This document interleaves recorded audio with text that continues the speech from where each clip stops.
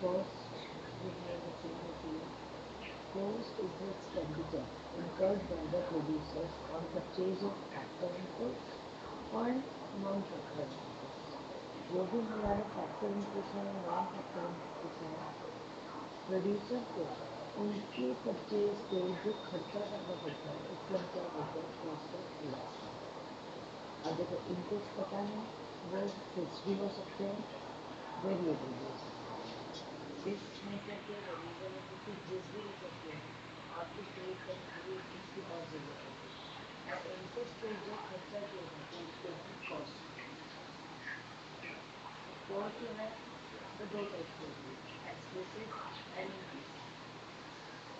Inclusive जो business के अंदर बिजनेस के ऑनर से, ठीक है, जो खुद को ही इनकर्ड हो रही है उसको हम बोलते हैं इंक्लूसिव कॉस्ट।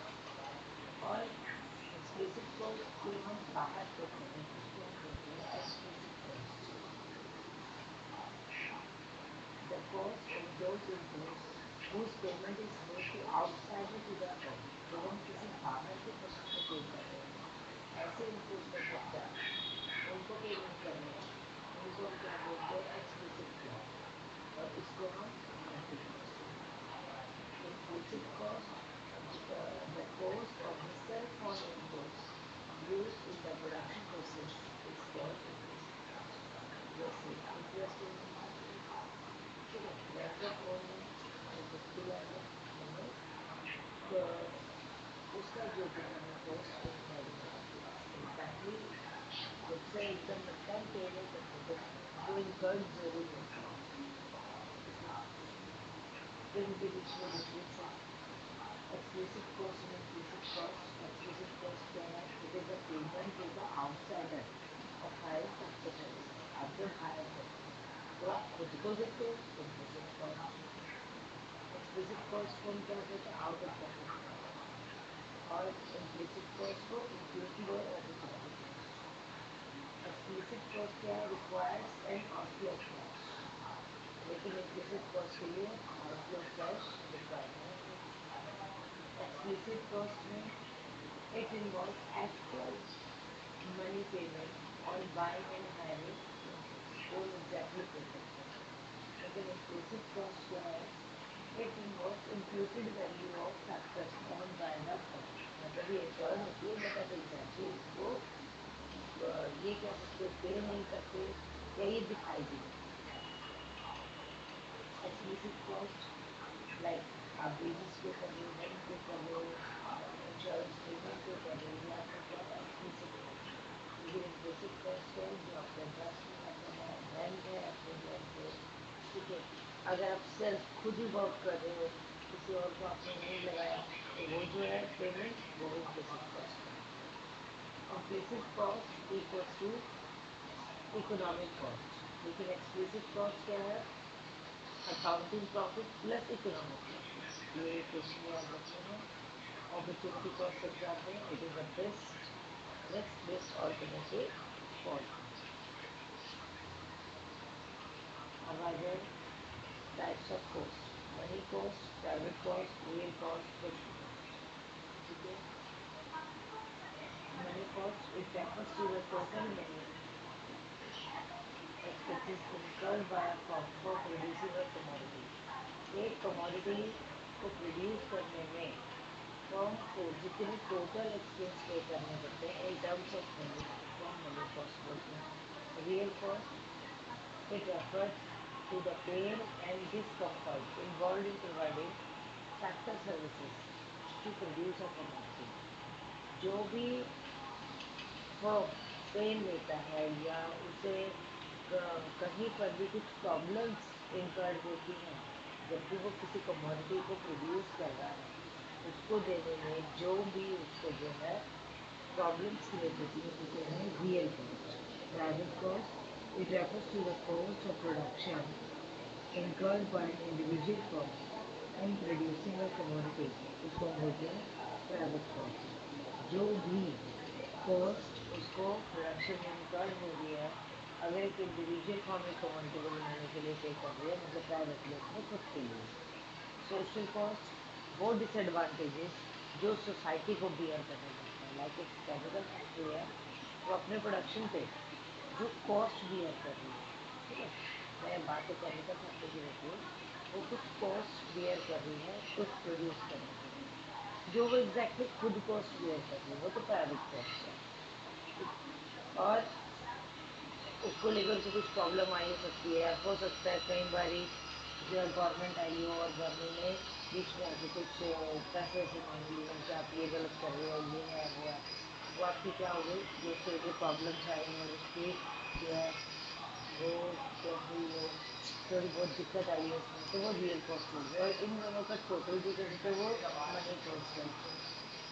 और सोशल कॉस्ट क्या होगी, जो सोसाइटी को, वो जो भी आपका डिसएडवांटेज सोसाइटी बियर कर रही है, उन केमिकल जो है वो रिलीज हो रहे हैं, उससे उनको जो डिस्कम्फर्ट हो रहा है, उसकी वजह से उनको बीमारियां लग रही है, वो उसका जो कॉस्ट हो रही है, वो आपकी क्या है, सोशल कॉस्ट। ठीक है।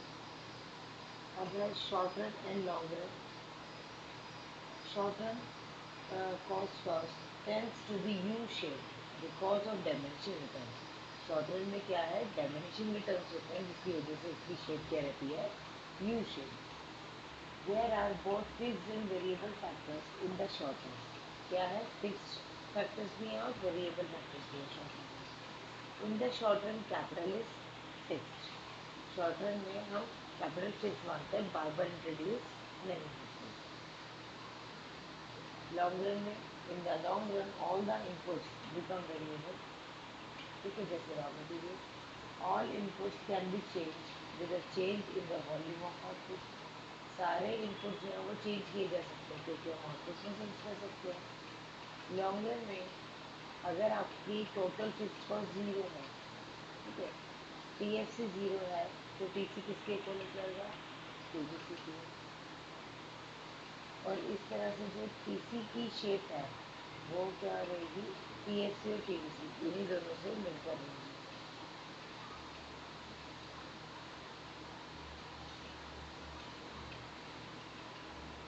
अब है शॉर्ट रन कॉस्ट का। The cost function is a functional relationship between cost and output. It explains that the cost of production varies with the level of output given other things remain the same. देखो क्या है, एक ऐसी functional relationship cost और output में जो क्या explain करती है कि कॉस्ट ऑफ प्रोडक्शन आपका वेरी किससे कर रहा है, जितना आपका लेवल ऑफ आउटपुट है, level of output increase, cost of production increase. Level of production कम है, कॉस्ट ऑफ प्रोडक्शन कम है, उसी के अकॉर्डिंग ही आप इनपुट्स पिक करेंगे। ठीक है, लेकिन बाकी चीज़ें सेम रहेगी। Fix cost, fix cost refers to the cost of fixed inputs. जो भी हम फिक्स इनपुट्स डाल रहे हैं प्रोडक्शन करने के लिए, उसको हम क्या बोलते हैं, fix cost. It doesn't change with the level of output, मतलब ये चेंज नहीं हो सकती आउटपुट अगर हम चेंज कर रहे हैं तो। Fix inputs include building machinery, ये सारी चीज़ें जो हैं ये हमारी क्या है, फिक्स कर सकते हैं। Cost of such inputs such as rent और cost of machinery constituted fix cost. इन इनपुट्स में हमें कुछ चीज़ें इंक्लूड होती हैं, जैसे लैंड को, लेकिन उसका रेंट जो है वो इंक्लूड होगा, वो कॉस्ट होगी। Cost of machinery constituted fix cost, machinery की जो कॉस्ट। टाइम पीरियड क्या है, बहुत छोटा रहता है कि स्मॉल। इनको एक और नाम से भी जानते हैं फिक्स कॉस्ट को, overhead cost, supplementary cost, indirect cost. ठीक है। These costs remains the same irrespective of the level of output. ये सेम ही रहेंगी, फिक्स कॉस्ट चेंज नहीं होगा। आउटपुट को देखते हुए ये क्या है, बिल्कुल सेम रहेंगी, ना ही इनमें कोई भी चेंज नहीं आएगा, जबकि आपकी क्या है, वेरिएबल कॉस्ट सिर्फ चेंज होती है। अब यहाँ पर देखो, फिक्स कॉस्ट हमेशा क्या रहेगी, पैरेलल टू एक्स एक्सिस, और टीसी हमेशा वहीं से स्टार्ट होगा जहाँ टोटल फिक्स कॉस्ट की स्टार्टिंग है, और टोटल वेरिएबल कॉस्ट ज़ीरो हो सकता है, इसलिए ज़ीरो से स्टार्ट होता है और स्प्रेड चलता रहता है। लेकिन टीसी और टोटल कॉस्ट और वेरिएबल कॉस्ट के बीच में पैरेलल डिस्टेंस होता है, ठीक है। अब है total fixed cost. TFC are the costs that are incurred on fixed factor inputs and do not vary with the output. जो आउटपुट से फर्क नहीं करता उसको हम क्या बोलते हैं, टोटल फिक्स्ड कॉस्ट। आउटपुट से तो उसको कोई फर्क नहीं पड़ रहा, उसे तब भी इनकर्ड होना है। ऐसी चीज़ें जो कॉस्ट आपको तब भी बियर होनी है, चाहे आपका प्रोडक्शन हो चाहे ना हो, उसको हम बोलते हैं टोटल फिक्स्ड। और अगर हम टोटल कॉस्ट में से टोटल वेरिएबल कॉस्ट को माइनस कर दें तो हमारे पास क्या बचता है, टोटल फिक्स कॉस्ट। ये भी कह सकते हैं टोटल फिक्स कॉस्ट और टोटल वेरिएबल कॉस्ट, इनको ऐड कर दो तो क्या बनता है, टोटल कॉस्ट, ठीक है।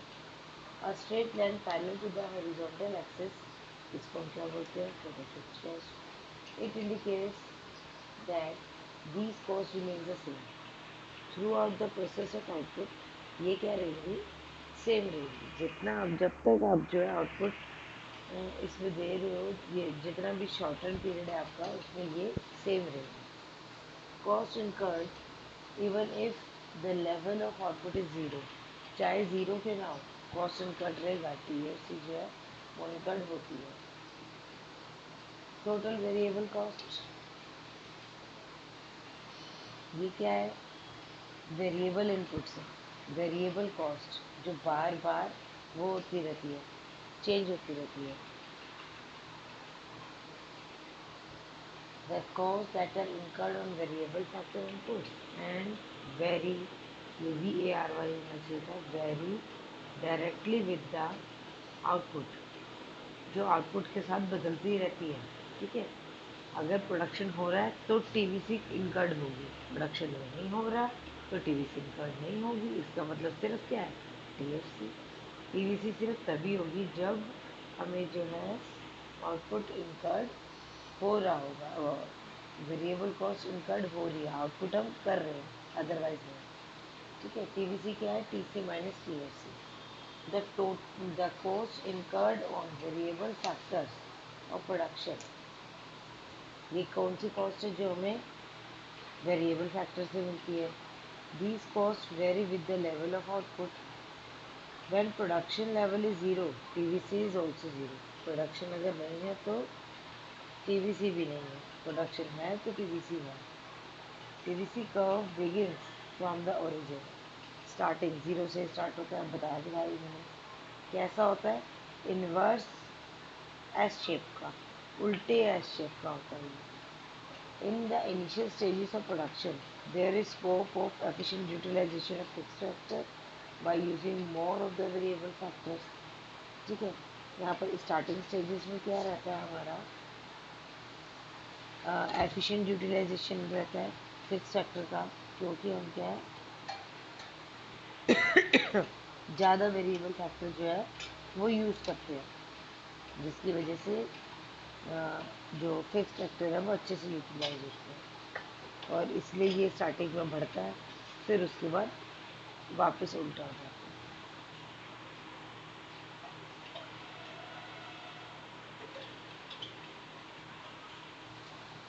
फिर first part of the TC curve is concave, inverse S shape होता है ना, तो इन्वर्स एस जो है, जो एस की बात हो रही है, उल्टा बन रहा है।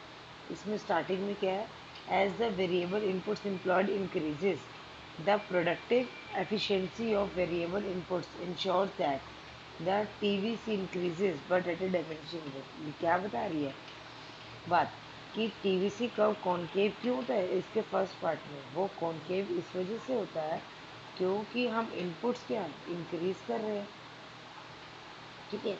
जो प्रोडक्शन कैपेसिटी है वो क्या कह रही है कि TVC इंक्रीज तो हो रहा है लेकिन डायमिनिशिंग रेट में।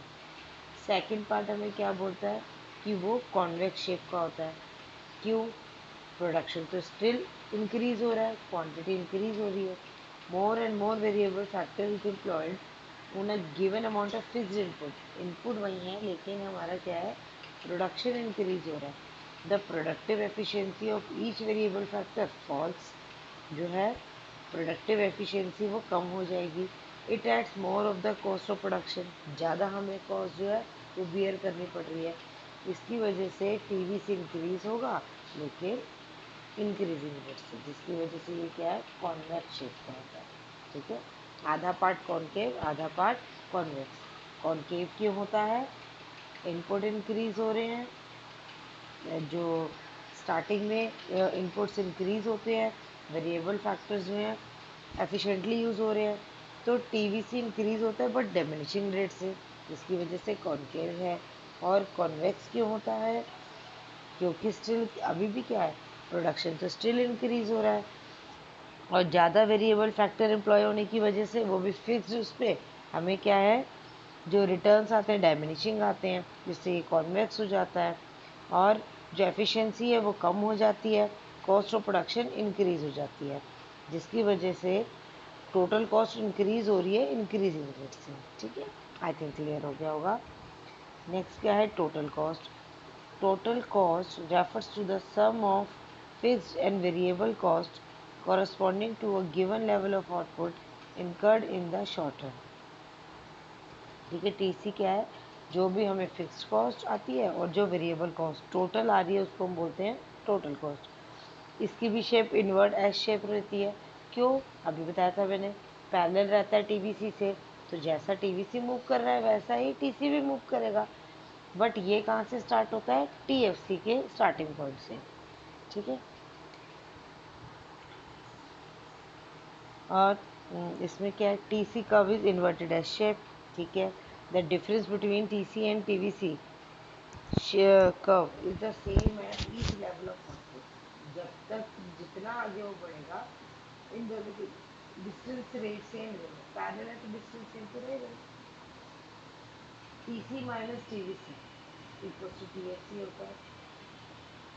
TC curve is the same shape as TVC but begins from the point of TFC rather than the origin। ये जीरो से स्टार्ट ना होकर कहाँ से स्टार्ट होता है? TFC के स्टार्टिंग पॉइंट से।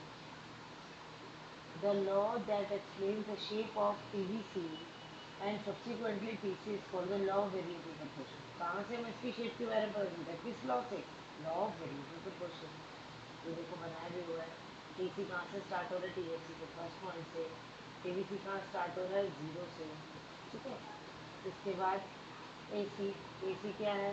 जितनी आपने टोटल कॉस्ट रखी है डिवाइडेड बाय जितनी आपने क्वांटिटी कर दी। ठीक है, जितनी क्वांटिटी है उतनी, उस क्वांटिटी की जितनी टोटल कॉस्ट है डिवाइड कर दो, आपका एसी आ जाएगा। फिर एसी भी टू टाइप से रहता है, एक तो उसकी फिक्स कॉस्ट होती है और एक उसकी variable. Average fix cost, average variable cost. ठीक है, अब एवरेज फिक्स कॉस्ट क्या है? Total cost, total fix cost per unit of output. अच्छा हाँ, एवरेज कॉस्ट को पर यूनिट ऑफ आउटपुट भी बोलते हैं। Total fix cost per unit of output incurred to a firm may be defined as AFC. ठीक है, एएफसी क्या रहेगा? टीएफसी डिवाइडेड बाय जितनी आपकी क्वांटिटी, देखो जितनी क्वांटिटी इंक्रीज होती रहेगी आपकी क्या है, एवरेज कॉस्ट जो होती है वो धीरे धीरे आगे कम होती जाएगी। Average variable cost, total variable cost per unit of output, जितनी टोटल वेरिएबल कॉस्ट होगी डिवाइडेड बाय क्यू कर दो, उससे हमें क्या मिल जाएगी? एबीसी। ठीक है, आगे देखो यहाँ पर सबसे ऊपर क्या रहेगा? एसी। ये भी होता है यू शेप। फिर इतना ध्यान रखना है, एसी अपना मिनिमम पॉइंट, जो पॉइंट ए दे रखा है यहाँ पर, ये एसी का मिनिमम पॉइंट है। जब ये अपने मिनिमम पॉइंट पे आएगा, उससे पहले ही एएफसी अपना मिनिमम काट चुका होगा। उसका मिनिमम पॉइंट जो बी है, ठीक है, वो पहले आया है, उसके बाद एसी ने अपना मिनिमम पॉइंट लिया। बी पॉइंट पर एएफसी कट कर देगा एबीसी को। एएफसी जो है उसकी शेप हाइपरबोला, रेक्टेंगुलर हाइपरबोला। ठीक है, ये रहेगी। एबीसी जो है, आप इसको ध्यान से देखो, एबीसी पहले अपना लो काटता है और वो एसी से नीचे रहता है, और इसका लो जो काटता है वो कौन है? एएफसी, जिसके बाद से वो और कंटिन्यूस डाउनवर्ड चलता रहेगा। ठीक है, और उसके बाद एएफसी जब अपना लो काट लेगा उसके बाद एसी अपना लो लगाएगा, देन वो इंक्रीज होना शुरू हो जाएगा। और एसी और एबीसी जो है वो यू शेप का होता है, एएफसी हाइपर बोला। ठीक है, अब बात करें एमसी की। एमसी भी यू शेप होता है। It is the additional cost owing to the production of an additional unit of output, since additional cost can only be variable cost। ठीक है, एक जो भी, पहली बात तो एमसी हमेशा सिर्फ वेरिएबल कॉस्ट हो सकती है, फिक्स कॉस्ट पर मार्जिनल कॉस्ट इनकर्ड नहीं होती है। मार्जिनल कॉस्ट सिर्फ वेरिएबल कॉस्ट पर ही इनकर्ड होती है। जितनी हम एडिशनल यूनिट ऑफ आउटपुट कर रहे हैं उस पर जो भी हमें एक्स्ट्रा कॉस्ट पे करनी पड़ रही है उसको हम क्या बोलते हैं, मार्जिनल कॉस्ट। ठीक है, टीसी में से टीसीएस, अभी वाले में टीसीएन में से टीसी एन माइनस वन अगर हम करते तो हमारा क्या निकलता है, MC, marginal cost. As marginal product increases for relatively small output quantities, marginal cost declines। ठीक है, एज मार्जिनल प्रोडक्ट इंक्रीजेस, अगर एमपी जो है वो इंक्रीज हो रहा है थोड़े से आउटपुट में, तो मार्जिनल कॉस्ट क्या हो जाएगी, डेक्लाइन हो जाएगी। The marginal cost curve is U shaped in the short term because of law of diminishing returns. ये भी क्या है, यू शेप होता है, बट यू शेप क्या होता है शॉर्ट टर्म में, because of law of diminishing returns. As the state, total cost as well as variable cost begin to increase, but at a diminishing rate। ठीक है, इसमें क्या है, टोटल कॉस्ट और variable cost begins to increase, start हो जाती है increase होना, लेकिन डिमिनिशिंग रेट में। Why is the MC curve slopes down upward sloping? MC curve आपका upward sloping क्यों होता है? Because there are diminishing returns to inputs। हमें जो returns आ रहे हैं वो diminishing है। This implies that more and more of the variable inputs, but we used to produce each additional unit of output as the amount of output already produced value। है क्या?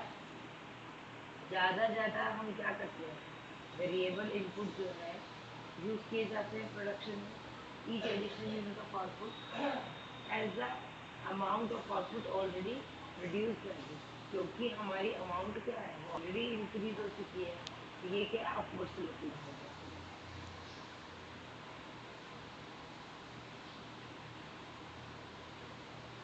अभी downward sloping क्या होता है, other part पे इसका upward sloping, बाद में जो डाउनवर्ड स्लोपिंग होता है। क्यों, यहाँ से देखो ना, स्टार्टिंग में क्या हो रहा है, नीचे आ रहा है ना, तो ये क्या डाउनवर्ड स्लोपिंग क्यों हो रहा है, और जो अपना लो काटने के बाद ये ऊपर जा रहा है तो अपवर्ड स्लोपिंग क्यों होता है। ध्यान से देखें, अपवर्ड स्लोपिंग सिर्फ तब होता है जब प्रोडक्शन यूनिट्स क्वांटिटी इंक्रीज हो रही है। अपवर्ड जो हो रहा है अपना लो काटने के बाद ये ऊपर जा रहा है सीधा, तब होता है जब उसकी प्रोडक्शन यूनिट्स इंक्रीज होती है। लेकिन लो काट रहा है जब ये नीचे आ रहा है, डायमिनिशिंग स्टार्टिंग स्टेजेस में जब ये नीचे आ रहा है, तब इसका क्या है, हमारे पास यूनिट्स कम होती हैं जब ये नीचे आता है। As marginal product decreases, MP क्या डिक्रीज हो रही है, मार्जिनल कॉस्ट इंक्रीज हो रही है। ठीक है, जैसे ही जो प्रोडक्ट है वो डिक्रीज होगा, हमारा मार्जिनल कॉस्ट इंक्रीज हो जाएगी। Marginal cost curve is always be upward sloping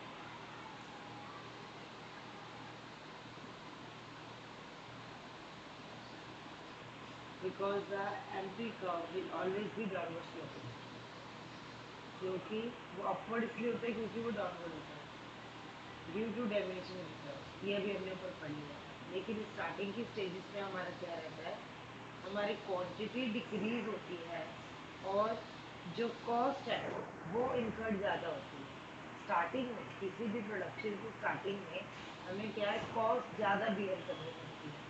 total cost ज़्यादा है, जब टोटल कॉस्ट ज़्यादा है हमारी, ठीक है, तो हमारी क्या है, ये यूनिट्स कम होती हैं, कॉस्ट ज़्यादा होती है। जैसे जैसे यूनिट्स इंक्रीज होती जा रही है कॉस्ट हमारी रिड्यूस होती जा रही है, जिसकी वजह से क्या है, ये बाद में जाके नीचे लो जाके ये अपवर्ड पोजिशन में है।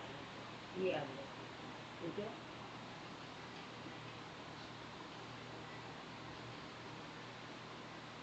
The shape of curves AC, ABC, MC curve U shape के होते हैं due to law of returns to a factor. Returns to a factor क्या था? Law of variable consumption.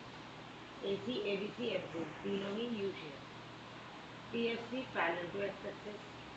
TC and TVC upward sloping होते हैं, straight भी हो सकते हैं और inverted S, generally inverted S होते हैं लेकिन अपवर्ड स्लोपिंग भी रहेंगे।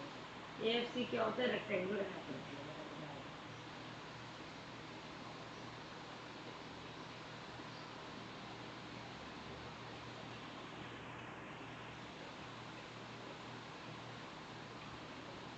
यहाँ तक तो मैं सीधी में बता रखी है,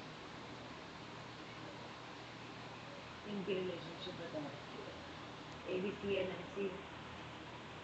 MC जो है अगर लेस देन होता है ABC से, ABC फॉल्स।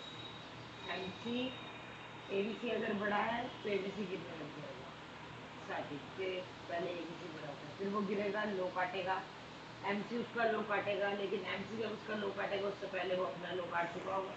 ये ध्यान रखना है। ABC का लो जब MC काटेगा उससे पहले क्या है? वो अपना लो जरूर काट चुका होगा। ये बात दिमाग में रखनी है।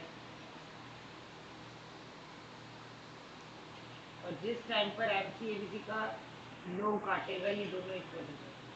ठीक है। उसके बाद MC इंक्रीज हो जाएगा। TBC ABC और MC में TBC हमेशा इंक्रीज रहेगा आउटपुट के साथ। MC curve shows how total variable cost change, जैसे जैसे TBC चेंज होगा वैसे वैसे MC भी चेंज होगा। ठीक है। when MC is below average variable cost ABC is decline। MC जो है अगर AC से नीचे रहेगा, स्टार्टिंग में AC से नीचे है, ABC is declining, तब तक गिरता रहता है। जैसे ही MC जो है ABC को लो पर काट देगा, अभी हमने यहाँ ऊपर देखा था ना, काट देगा, MC अपवर्ड हो जाएगा, लेकिन ABC अपवर्ड हो जाएगा लेकिन MC उससे ज्यादा तेजी से बढ़ेगा। ठीक है। फिर इन सबके वो दे रखे हैं। अब यहाँ से ध्यान से देख लेना, सबसे पहले लो कौन काटता है? MC। MC के बाद कौन लो काटता है? ABC। ABC के बाद कौन लो काटता है? AC। अगर MC है तो MC ही लो काटेगा सबके। ठीक है। ABC काट सकता है, ABC क्या नाम है, AFC काट सकता है ABC का लो, लेकिन कब? उस पॉइंट पर MC ABC AFC तीनों बराबर होते हैं। यहाँ थोड़ी सी मिस्टेक है।